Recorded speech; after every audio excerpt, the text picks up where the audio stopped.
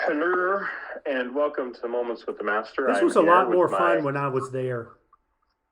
I know, right?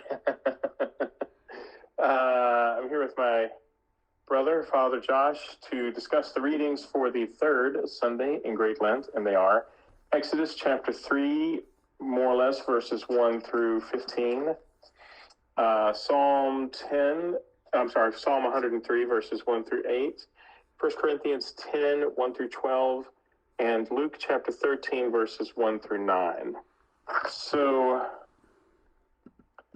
I thought about talking about the Old Testament reading, and I'm not, but I did want to mention it's the story of the burning bush. That is, of course, a common. It's the first time God reveals his name. Oh, really? Oh, Yeah, I was Yahweh. thinking about the bush that burns but is not consumed as a symbol or type of Mary.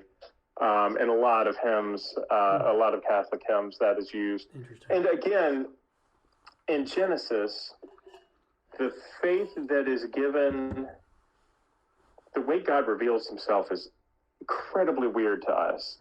We become inured to it by hearing the story so many times, but even Moses was weirded out by the sight of it. Anyway, okay, I'm going to be reading the epistle from Paul to the Corinthians. I want you to know, brethren, that our fathers were all under the cloud, and all passed through the sea, and all were baptized into Moses in the cloud and in the sea, and all ate the same supernatural food and drank the same supernatural drink. For they drank from the supernatural rock which followed them, and the rock was Christ. Nevertheless, with most of them God was not pleased, for they were overthrown in the wilderness. Now these things are warnings for us, not to desire evil as they did. Do not be idolaters as some of them were. As it is written, the people sat down to eat and drink and rose up to dance. We must not indulge in immorality as some of them did, and 23,000 fell in a single day. We must not put the Lord to the test as some of them did and were destroyed by serpents, nor grumble as some of them did and were destroyed by the destroyer, capital D, destroyer. Now these things happened to them as a warning, but they were written down for our instruction, upon whom the end of the ages has come. Therefore let anyone who thinks he stands take heed lest he fall. Repent. So yeah, it's a good Lenten reading. The first thing that grabbed me was, obviously, Paul is very deliberately making the analogy between the Old Testament, that old-time religion, and Jesus. But he says, all were baptized into Moses in the cloud and in the sea. And I thought that was interesting because it says they were baptized into Moses. And the manner of their baptism, it sounds like to me, was that they were baptized in the cloud and then again in the sea. Now, the cloud that he's referring to, that's the presence of God, right? Well, yeah, the Shekinah glory of God. Yeah. First time I heard that word was in a John Michael Talbot song, by the way. Not John Michael Talbot, Don Francisco. John Michael Talbot was known for throwing Hebrew into his songs. Anyway, so they were baptized in the presence of God, but also in passing through the sea, and they most often use the Jordan, the story of Joshua crossing the Jordan, as the Old Testament type of baptism, but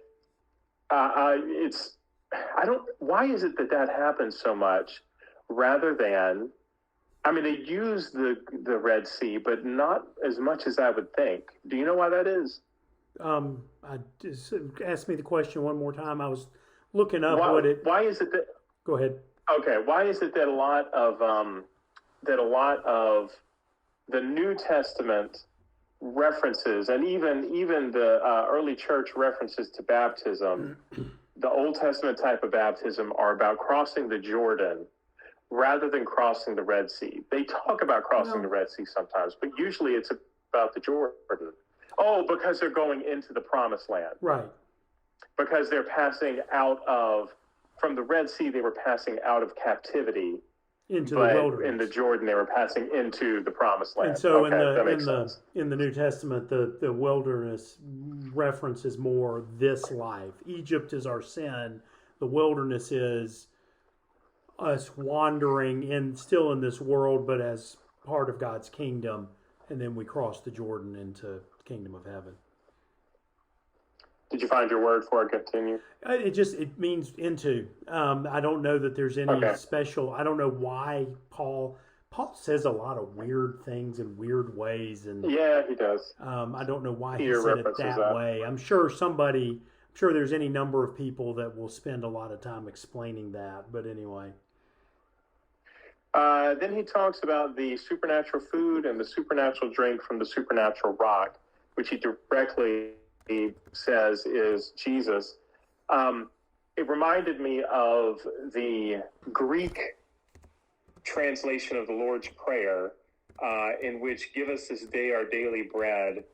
The word that is used in Greek is better translated as, I have read, I haven't studied it myself, but as super substantial. Yes. Which makes the Lord's Prayer seem more Eucharistic, which is why it has the place that it has in the Mass.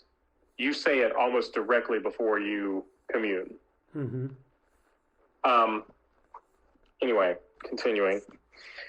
The bread is Christ, the water is Christ, the rock is Christ, which followed them. But did the rock that they split open follow them in the desert? I don't remember that. No, they went to it. It was 3 days into their journey. Okay. And it didn't. Have you ever heard, by the way, of Miriam's well? That sounds familiar, but it's supposed to. It doesn't really matter. It's like a half legend, half theological thing. Okay. Nevertheless, so what it ends up with is that in spite of all of these things, in spite of being baptized into Moses, in spite of that happening in the presence of God as the cloud, and in both you could say in both the Red Sea and the Jordan. He's speaking about the wilderness here, so this is one of the places where it's about the Red Sea. In spite of fleeing captivity into the Red Sea, that some of them were constantly complaining, were constantly praying to other gods. Yeah, well, think about this. They crossed the Red Sea. Now, I mean, granted, I have never gone more than hours without something to drink. So I can't imagine what it would be like to go days without water. Yet, they crossed the Red Sea, and within days, they are ready to kill Moses, turn their backs on God, and go back to Egypt. They're traveling in the wilderness, and God is miraculously providing them quail and manna every day, except for Sabbath, every day. And yet, over and over again, they complain. And we never do that kind of stuff. We never see the great miracles of God and then complain. Well, I mean, obviously we do. The thing that gets me is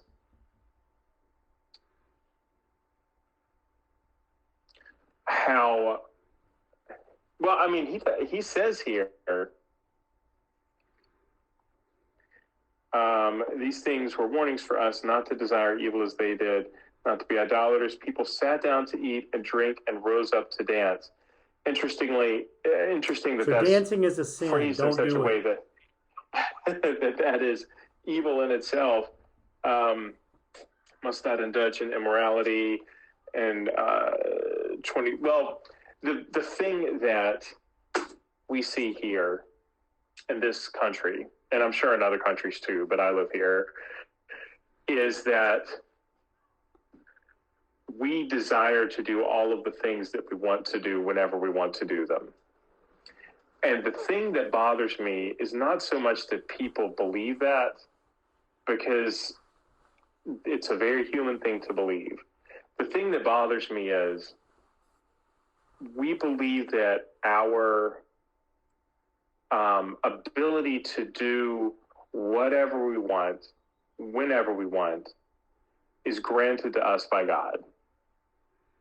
And that complaining about that and fighting for that is somehow doing God's work. And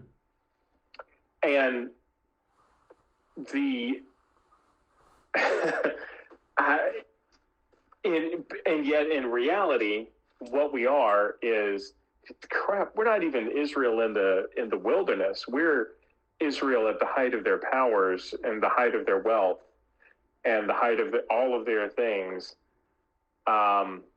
with absolutely no excuse to complain, and yet somehow believing and acting as if we are the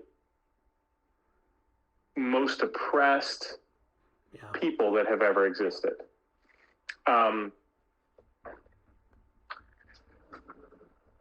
The one time that I have seen Christians that did not do that was while I was down. And the Christians that were in prison, shockingly, among all of the other religions, all of the other religions were saying things like, the white man did this to us, or it's a corrupt system, or, and they had a lot of legitimate complaints. But the Christians, even if they believed that they were innocent of the crime that they were convicted of, they would say, God needed to sit me down. That was their phrase. God needed to sit me down so that I could hear him. And so I'm here. And I am grateful for this because it has brought about a change. I wish that we could be grateful for God sitting us down rather than constantly complaining and making those complaints, voicing those complaints as if they are godly things. That's it. Yeah, and that, what does it do? I mean, how do people view Christ and the church when we do that? That actually reminds me of something that I've been meaning to. Oh, go ahead. I'm sorry. Well, it makes me think about. I mean, my